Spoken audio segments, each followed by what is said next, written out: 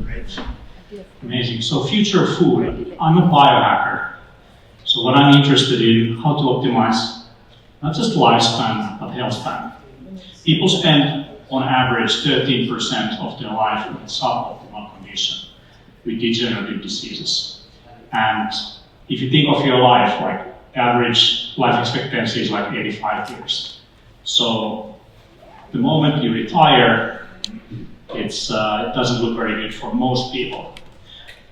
But I can tell you that you don't need to do much to be on the better side of your own age group.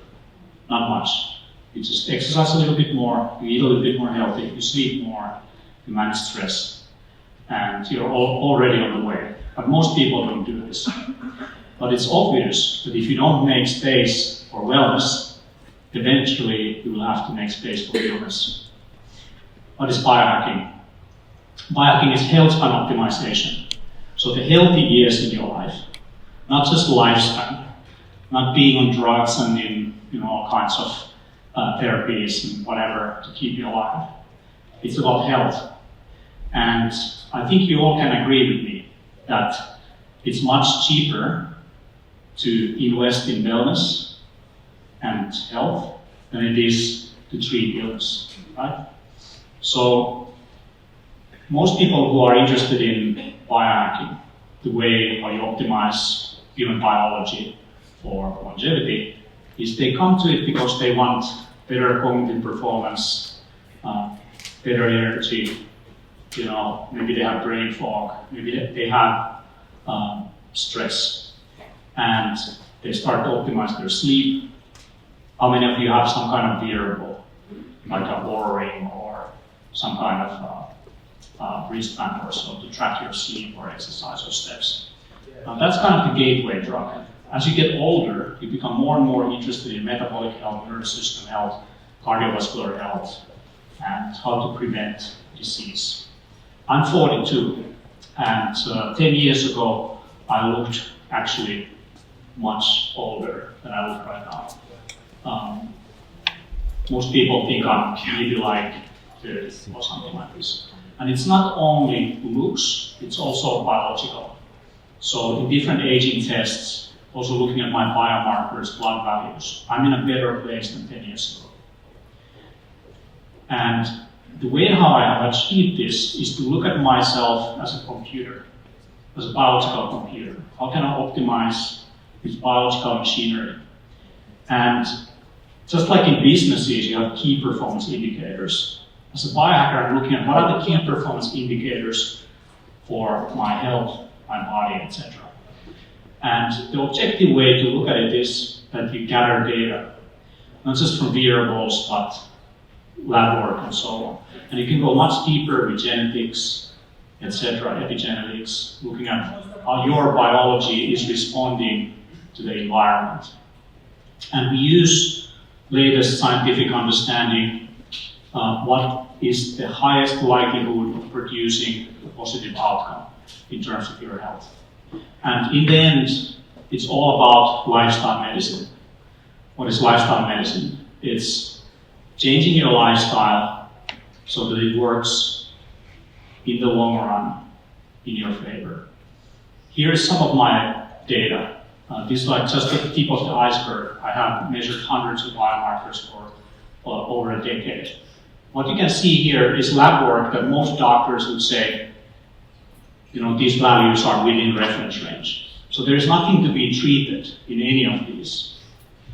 Okay? So all of this is okay from a traditional physician standpoint. But arguably, as you can see, I have been able to improve myself. In terms of my heart disease risk has been going down systematically for over 10 years. My risk for diabetes, in this chart, for example, was kind of on the borderline 10 years ago. It's been going down and down and down. Genetically, I have higher risk of kidney disease, etc. My kidney filtration rate has just improved for the last 10 years. And hormonally, looks fine, right? But when I was 30 years old, my testosterone levels were the average of a 45-year-old man. Now at the age of 42, my testosterone levels are at the average level of a 25-year-old man. And this is without any drugs, without testosterone replacement therapy, none of it. It's all lifestyle. So when you measure over time on a regular basis, you start to see the trend, and the trend is your friend. So you're definitely doing something right if you see something like this happening in your body over time. If you do a single measurement, like most people do, like maybe like a health checkup every 10 years, you won't know what is your trend. You just get some values. But if you have regular measurement that enables you to understand if your lifestyle is acting in your favor. I have written the Biohacker's Handbook, which is here, together with Dr. Olli Järvi and Jaakko Halmetoja. It's over 500 pages, or 1,500 references, many meta-studies, how to optimize your biology. And in this book, I'm looking at how to optimize exercise, nutrition, mind, sleep, work with biological and technological tools to upgrade yourself in a sense. This is over 10 years ago in a startup conference. I was a startup entrepreneur. This last conference is happening right now. I also did some work for them. I have spoken there many times as well. 2013, in a startup competition, I won the first place in one of Europe's largest startup conferences called the Next Web, TNW, which happens in the Netherlands every year. And at that point, that guy, who looks like he's in his 80s probably, was not that healthy.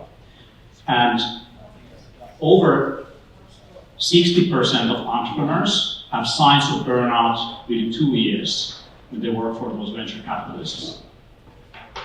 And it's very likely they will have some physiological symptoms of the stress that they're going through. And this is true for, of course, for anyone who is doing a very demanding job. And what it was for me was gut issues. And it started with some pain, and eventually I was diagnosed with an ulcer, so a wound in the stomach. And it was not of bacterial reasons, it was because of lifestyle. And because I'm a technologist, I started looking at my body as a biological computer, so I started gathering data. This is the chart I made over 10 years ago to get myself back to health. So it has areas to optimize sleep, stress management, fluid intake, food, supplements, exercise, etc.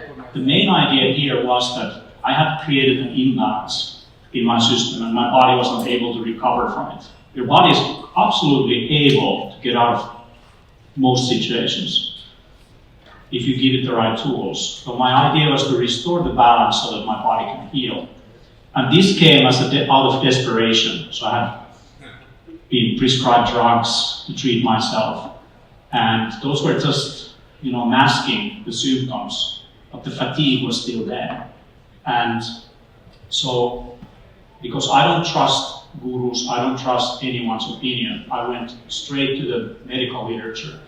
And behind this, I had basically like a huge pile of meta-studies there, on which I based my ideas of what I want to do. But for all of these, I had no idea what was going on. So I started measuring myself. I did lab work. Very early on, I got wearables, long before they were available for consumers. Long before. Anyone had done a genetic test, etc. I was already doing the first genetic test, microbiome test, etc. So I got very interested in making visible this black box. And eventually, when I started implementing this, the ulcer went away. But very interesting what happened was that as I healed my gut, I noticed that my cognitive performance went to a level it had not been ever before. And, human consciousness is interesting. If you have sleep deprivation, you sleep like 5-6 hours a night, you think you're just, performing normal.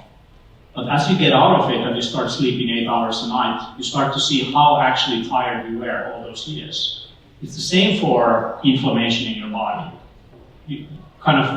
one thing that I noticed, for example, that if I had a deadline or something, I had gut issues usually the next day. Nowadays I don't have that. I have much better resilience in terms of stress. So I learned the connection between the gut and the brain. The brain affects the gut, and the gut affects the brain. Anyone who has had food poisoning knows this, right? Imagine you have like a chronic food poisoning all the time, and you just don't feel it, but it's causing depression, anxiety, brain fog, all of these things. If you go to a traditional doctor, there's nothing wrong with you. Your lab values are absolutely normal. So that's kind of the subtlety of this, because healthcare is not a healthcare system, it's a sick care system. It's looking at sickness, seeking for sickness, not looking for health. 10 years later, I go back to the next web on main stage to give a keynote. How to live an entrepreneurial life. How can you live that lifestyle without killing yourself? So the last decade I've been an expert on this field, and arguably pretty successful in it. Almost every year I've received some kind of award for the work that I do, and been selected Speaker of the Year, as Leadership Trainer of the Year at one of the prestigious MBA schools in Finland, etc. Now, all disease begins in the gut. This is what Hippocrates said already a long time ago. And if you have never done a gut test, I highly recommend doing it. Because if your gut is not in order, everything else won't have a significant effect. If you change your diet and so on, you won't absorb the nutrients, etc. So it's very important that you heal the gut first. Now, some of you might be tracking their macronutrients if you do exercise, for example. So I started tracking my nutrition with MyFitnessPal, nutrient intake. Nowadays there's AI systems. You take a photo of your food, you can get the macronutrients. Very soon we will have devices that are able to take a food and tell exactly what's in it. Taking kind of a snapshot of it, send it to the cloud for AI to analyze with spectrometry, and returning you the information what's in the food. There's already food analyzers like Nima that can detect allergens like gluten or peanuts if that's what you're trying to avoid. There's a young, bright student who's 16 years old. He developed a device to figure out if you have heavy metals in your food. So as we track the sourcing of food to figure out what's in it, soon you can put your money on the line in terms of investing in your health. Anyone can measure their food and say if it's high quality or not. Now there's devices to track your breathing to see if there is signs of irritable bowel syndrome, IBS, SIBO, if you're not fermenting certain complex carbohydrates. Now, if you look at obesity rates globally, in US alone, it's been just going up and up and up. If you look at rates of being overweight, it's going up and up and up everywhere. Here is data for Germany, United Kingdom, United States. If we look at Finland, being overweight is one thing, being obese is another. But you can see that when this statistics was done, 2010, men were 21% with obesity, 2025 already 30%. It's just going up. Now genetics loads the gun, and the environment, your epigenetics, and your behavior, that's you, is the one that's pulling the trigger here. Nutrigenomics, they take genetic information and you figure out what works for you. When you do a microbiome test, you can figure out what the microbiome likes to eat. You can start optimizing this. Now, I have done extensive testing on myself. For example, I'm not in a risk group for cholesterol-containing foods. but many people in Finland are. If you have ApoE4, you are more likely in a risk group. I don't have that issue, so I'm happily eating cholesterol foods. We give people dietary recommendations based on a one-size-fits-all approach. But we are all unique in terms of our microbiome and our genetic composition, how your body, how the metabolic pathways are processing food. Now there's DNA tests, and this is probably the best one. If you're not looking for sickness, but you're looking in terms of nutrition, self-decode, that gives you recommendations based on genetics on what food to eat. To give you some examples, we demonize coffee. How many have coffee break? Awesome. So we have been told coffee is not good, but if you look at the data, if you look at the research, it's actually a medicine that helps you to prevent things like cardiovascular disease, diabetes, but only if you drink, about 3 to 4 cups a day max. If you drink 10, you have a problem. Now, not everyone is performing well, even with 1 cup of coffee. If you are a fast metabolizer, you won't be able to get these kind of benefits. You're more likely to have nervous system, etc. issues out of it. If you're a slow metabolizer, if you're a slow metabolizer, you're more likely to have issues. A fast metabolizer is going to be good for you. About 30% of people are slow metabolizers. Now, we have a replacement on the market, which is all these oat-based drinks, and we are marketing these as health foods. But if you look at how it affects blood sugar, it's basically the same like drinking a can of Coke. It's basically a massive glucose spike. The reason is that it has a specific form of sugar called maltose, which is 2 sugar molecules together. And that's going to spike your blood sugar very heavily. And then you get a crash. And there's now continuous blood glucose monitors that enables you to see how your blood sugar values are behaving. And here's just an example. Oat milk matcha latte versus with whole milk. Completely different effect on your blood sugar. Okay? So what we are now marketing as healthier alternative might be actually the worst thing we have ever done. And if we think of healthy breakfasts, muesli and fruit juice, massive spike compared to avocado toast and green tea. We also have these bulk bowls, same story there.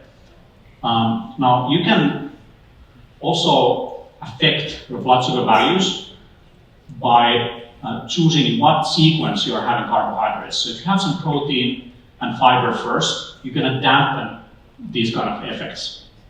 And so here's an example, for example, with a steak and potatoes. If you eat the potatoes first, versus you eat the steak first. Here in Finland, for example, or in Western countries, usually when you go to a restaurant, the first thing you get is a basket of bread. The bread is a dessert. It's not a starter. One of the reasons why in the Mediterranean they might live longer is because they have tapas. They have cheese, they have maybe some ham, maybe some olives, maybe salad before they have whatever food they're having. And if you remember anything from this presentation, a couple of glasses of champagne is always better than a pint of beer. I'm on a ketogenic diet, a cyclical ketogenic diet for over 10 years. And this balances my blood sugar perfectly. That means I'm increasing the intake of fats instead of sugars. But if you have a high-fat diet, you have to cut sugars. Ketosis, which is a healthy thing in the body, needs to be activated for a high-fat diet by having reduced amounts of carbohydrates in the diet to get the health benefits. Low-carb and ketogenic diets are more effective in weight loss than other so-called isocaloric weight loss diets. So even if you cut calories, but it's mainly sugars, it's not going to be as beneficial to the body compared to a high-fat diet with reduced carbohydrates. Ketosis and ketones increase mitochondrial biogenesis, so the energy centers in your cells, and mitochondrial volume and mass, so the more energy. Ketogenic diet can extend longevity. In many, many different animal studies, this has been shown, also in humans, but I don't have time to go through the data. In US, there's a company called Keynote, and they are taking people out of diabetes drugs